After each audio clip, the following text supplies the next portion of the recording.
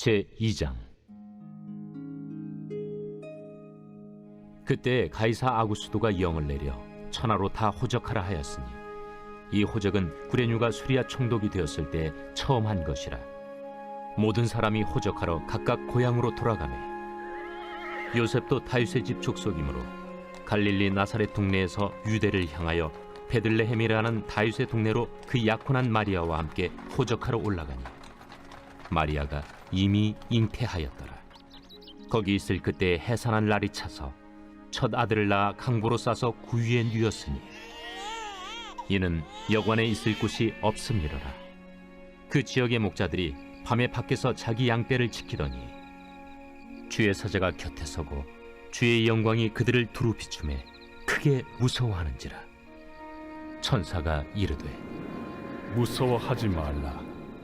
보라, 내가 온 백성에게 미칠 큰 기쁨의 좋은 소식을 너희에게 전하노라. 오늘 다윗의 동네에 너희를 위하여 구주가 나셨으니 곧 그리스도 주시니라.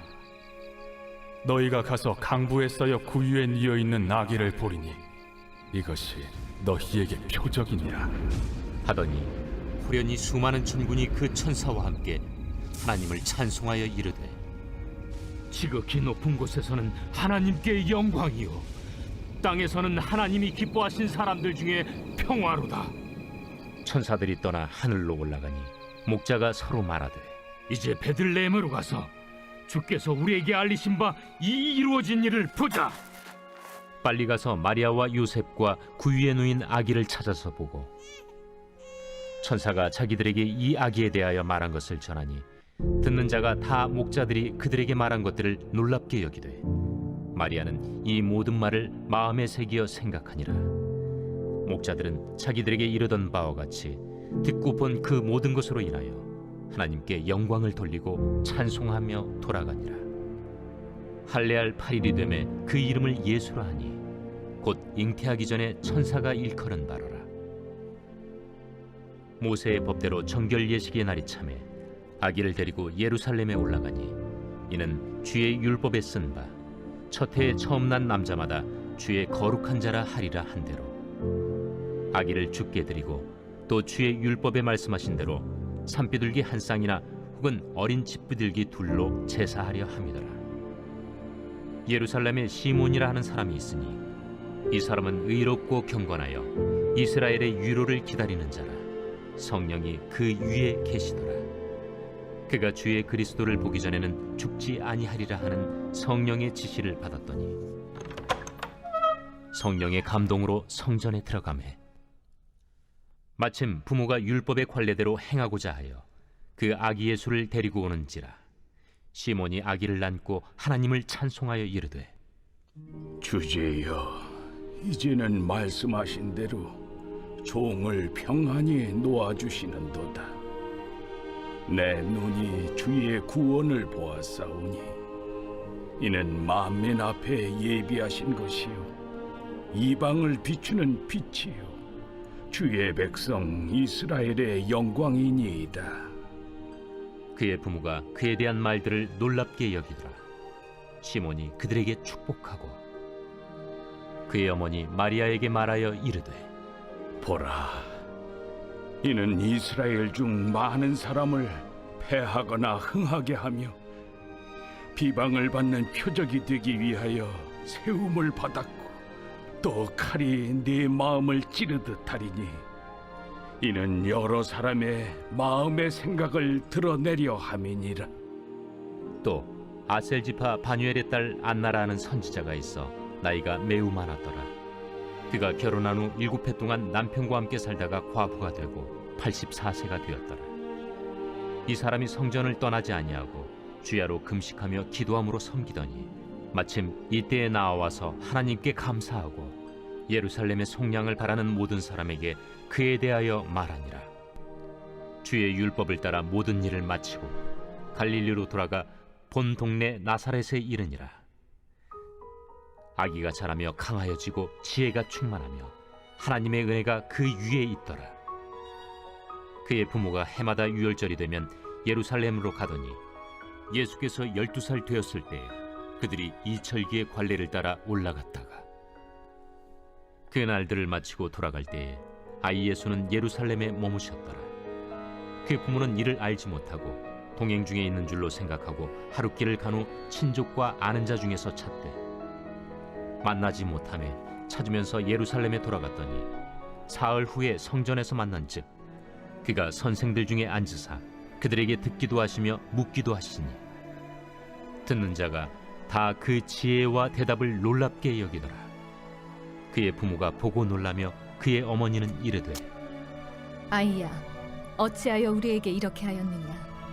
보라, 내 아버지와 내가 근심하여 너를 찾았노라. 어찌하여 나를 찾으셨나이까?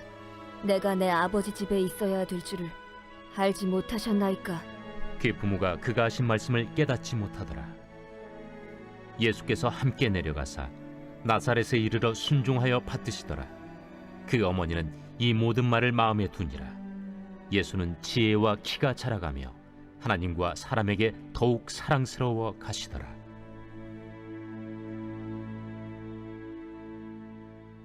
오늘 우리가 내받을 말씀은 누가복음 2장의 말씀입니다.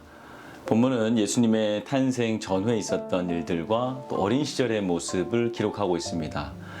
본문 1절에서 당시 로마의 황제였던 아구스도가 호정령을 내렸다고 말씀합니다. 여기서 말하는 아구스도는 로마의 초대 황제였던 옥타비우스를 말합니다. 그는 매우 탁월한 황제였고 또 신처럼 숭배받던 인물입니다. 그가 재위했을 때 로마가 가장 흥황했었고 또 로마의 영토가 페르시아와 영국까지 확장되었기 때문에 당시 사람들이 로마를 가리켜 온 지상의 제국이라고 불렀을 정도입니다. 그런 황제가 호적을 명한 이유는 세금을 더 정확하게 걷기 위해서였습니다. 로마 전역에 흩어져 있던 유대인들이 그 명령에 따라서 각자의 본적이 있는 고향으로 돌아가는데 이때 요셉과 마리아도 고향 베들레헴으로 가게 되는 것입니다. 표면적으로 보면 예수님이 베들레헴에서 태어나신 이유가 옥타비우스 황제의 명령 때문이라고 생각할 수가 있습니다. 그러나 그것은 잘못된 생각입니다. 이미 황제의 명령이 있기 700년 전에 미가 선지자를 통해서 예수님이 베들레헴에서 나실 것을 예언했습니다. 미가 5장 2절의 말씀을 보면 베들레헴 에브라다야 너는 유다 족속 중에 작을지라도 이스라엘을 다스릴 자가 내게서 내게로 나올 것이라. 그의 근본은 상고의 영원에 있느니라 라고 말씀을 합니다. 이 예언의 말씀이 황제를 통하여서 이루어진 것입니다. 이것을 통해서 우리가 깨닫는 것은 하나님은 만왕의 왕이시고 만주의 주이시란 사실입니다. 세상의 모든 왕, 이스라엘 왕뿐 아니라 이방의 왕까지도 다스리시는 분이 우리 하나님이십니다. 이스라엘 역사를 보면 하나님이 타락한 이스라엘을 변화시키기 위해서 여러 이방 왕들을 사용하는 것을 볼 수가 있습니다. 바벨론 느부갓네살을 들어서 그들을 징계하십니다.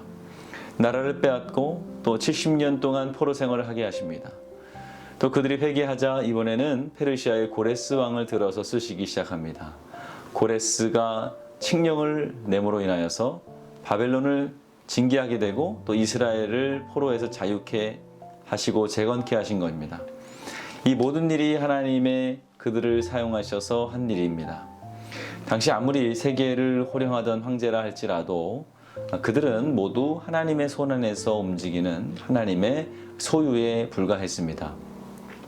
여러분, 옥타비우스가 로마 제국을 주관하는 황제였다면 하나님은 누구십니까? 온 만물과 온 세계를 주관하시고 통치하시는 왕 중의 왕이십니다. 그가 호적을 내린 것 또한 하나님의 명령을 부지중에 행한 것일 뿐입니다. 그러므로 우리 모두는 알든 모르든 모두 하나님의 주권 안에서 살아가고 있다는 것을 깨닫게 됩니다. 이것을 내가 구원받은 과정만 봐도 쉽게 알 수가 있는 것이죠. 나 하나를 교회에 보내시고 복음을 듣게 하시려고 얼마나 많은 일들을 하신 줄 모릅니다. 마태복음 1장을 보면 족보가 나오죠. 아브라함과 다윗의 자손 예수 그리스도의 세계라. 내가 복음을 듣기까지 아브라함을 시작으로 예수님에 이르는 얼마나 많은 사람들이 구원의 역사 속에서 살았는지 모릅니다. 우리가 그 신앙의 선진들의 삶을 잘 알지 않습니까? 그들 가운데서 하나님이 하신 수많은 일들을 잘 압니다. 나에게 복음이 오기까지 그들의 삶을 통해서 하나님이 일하신 것입니다. 그뿐이 아니죠. 복음 때문에 목숨을 바쳤던 예수님의 제자들, 초대교회 순교자들, 또 이 조선이란 땅에 복음을 들고 와서 목숨을 바쳤던 수많은 선교자들이 있었습니다. 이 모든 희생이 나 하나를 천국 백성 만들려는 목적이었다면 이것이 얼마나 큰 은혜입니까? 유명한 역사가 토인비가 이런 말을 했습니다. 세상의 역사는 교회를 축으로 도는 바퀴다. 이 세상이 아무리 하나님을 대적하고 하나님의 뜻이 이 땅에 이루어지는 것을 방해한다 해도 결국 하나님의 복음을 가지고 있는 이 땅의 교회를 통해서 그분의 뜻을 이루실 것입니다. 그러므로 우리는 세상의 역사뿐만 아니라 내 삶의 역사 속에서도 하나님의 섭리와 일하심을 발견할 수 있어야 합니다. 나를 왜 이 가정에 두셨는지, 왜 이 자녀들을 내게 맡겨주셨는지, 왜 내게 이런 아픔을 허락하시고 고난을 허락하셨는지 기도하며 주님의 뜻을 발견하시기를 주님의 이름으로 축원을 드립니다. 성도의 삶에 우연은 없습니다. 모두 하나님의 섭리의 결과입니다. 우리 아버지 되시는 하나님이 자녀에게 좋은 것을 주시고 또 풍성하게 주실 줄을 믿습니다. 믿음으로 하루를 살아가시는 여러분들 되시기를 주님의 이름으로 축원을 드립니다. 오늘은 물질의 회복을 위해서 함께 기도하겠습니다. 성도의 생업과 사업을 지켜달라고, 물질로 어려움 당하지 않도록, 또 선교하는 복된 가정이 되게 해달라고 함께 기도하시겠습니다. 우리 함께 기도하시겠습니다. 아버지 하나님, 은혜와 사랑을 감사합니다. 오늘도 우리와 함께하여 주시고 주의 은혜 가운데 붙잡아 주심을 감사합니다. 주님, 우리가 오늘도 주의 은혜 가운데 바로 서기를 간절히 원합니다. 주가 주시는 놀라운 은혜 가운데 살아가게 하여 주시며, 특별히 하나님이 이 세상의 주권자이시며 내 삶의 주관자이심을 잊지 않게 하시며 믿음으로 승리하는 구원의 백성들 되게 하여 주시옵소서. 세우신 교회 가운데 함께 하시며 특별히 우리 성도들의 삶을 지켜주시옵소서. 그들의 생업과 사업을 지켜주시고 물질로 어려움 당하지 않도록 도와주시옵소서. 그들의 삶을 축복하여 주시되 선교하고 나누고 하나님께 쓰임받기 위해서 드리는 주의 거룩한 백성들, 복된 가정 되게 하여 주시옵소서. 아버지 하나님, 우리 다음 세대를 위해 기도합니다. 주여 어디 있든지 기도의 자리, 믿음의 자리 떠나지 않게 하여 주시옵고, 특별히 얼마 남지 않은 수험생들, 주여 그들이 기도하며 준비하는 모든 준비가 헛되지 않게 하시며 하나도 땅에 떨어지지 않게 하여 주시며 지혜와 명철을 허락하여 주시며 건강을 허락하여 주시옵소서. 아프신 성도님들이 있습니다. 기억하여 주시며 암으로 투병하시는 분들 기억하여 주시옵소서. 모든 병을 치유하여 주시며 모든 연약함을 주님께서 물리쳐 주시옵소서. 다음 주 있을 특별 새벽 기도회 위해 기도합니다. 가정 회복과 또 자녀 회복을 경험하는 귀한 시간이 되게 하여 주시옵소서. 능력의 말씀 준비하시는 담임 목사님, 능력의 장중에 붙잡아 주시고 말씀을 준비하시고 또 전하실 때 큰 능력이 나타나게 하여 주시며 건강을 책임져 주시옵소서. 예수님의 이름으로 축복하며 기도하옵나이다. 아멘.